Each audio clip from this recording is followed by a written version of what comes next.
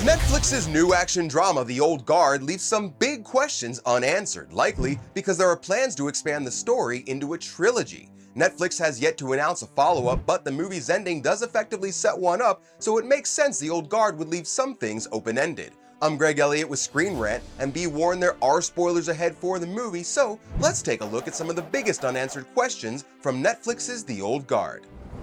So why is this happening to me? I wish I knew.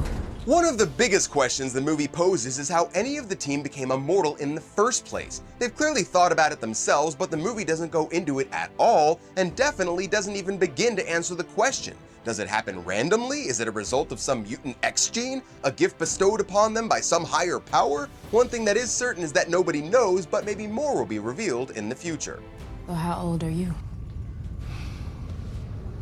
Old. How old? Too old. Andy's age gets brought up a lot throughout the film, but Andy apparently doesn't remember, just saying that she's old. Now, while this could be true, she could be keeping that to herself on purpose. We do know that she's at least several hundred years older than anyone else on the team, but probably even much older than that. And the Old Guard comics do reveal at one point that she's, get this, 6,732 years old. She's not immortal.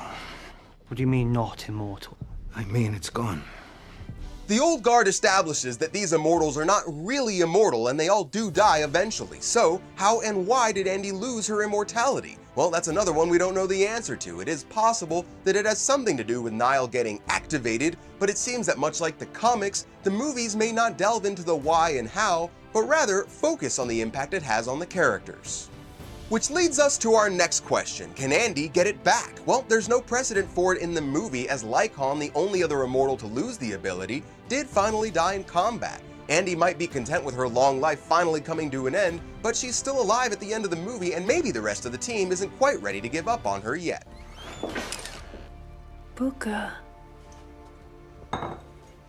It's nice to finally meet you. Before her return at the very end of the film, the last we saw Quinn, she was trapped in an Iron Maiden at the bottom of the ocean and had been for 500 years. So how exactly did she break out, and what does she want with Booker?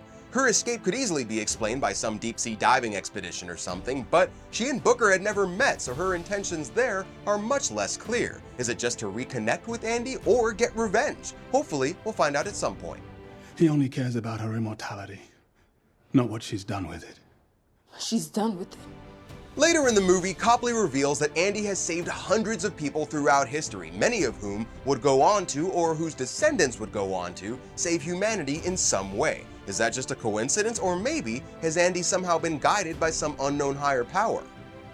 And the last question we've got is this. Are there more immortals that the Old Guard is unaware of, or at least people like Niall who are destined to be immortal but don't know it yet until they eventually die the first time? Maybe I've just seen a lot of Highlanders, so it seems unlikely that throughout the entirety of human history that only 7 immortals have existed, so maybe that's something for the eventual sequel to explore.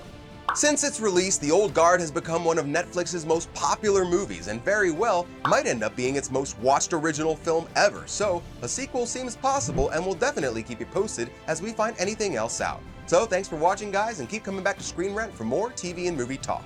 I'm Greg Elliott and I'm out. See ya.